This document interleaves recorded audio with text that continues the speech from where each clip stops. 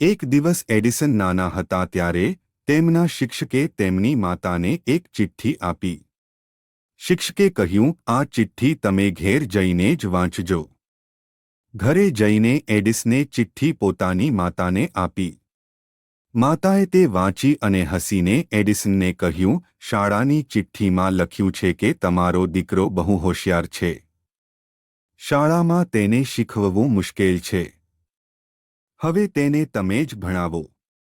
એડિસનની માતાએ ઘરેથી જ તેને ભણાવવાનું શરૂ કર્યું. વર્ષો પછી જ્યારે એડિસન વિશ્વ પ્રસિદ્ધ વૈજ્ઞાનિક બન્યા ત્યારે તેમને એ જ જૂની ચિઠ્ઠી મળી. એમાં ખરેખર લખેલું હતું, તમારો દીકરો બુદ્ધિહીન છે. અમારે શાળામાં તેને રાખી શકાતો નથી. એડિસન તે વાંચીને રડી પડ્યા અને કહ્યું, હું આજે જે છું તે મારી માતાના વિશ્વાસને લીધે છું.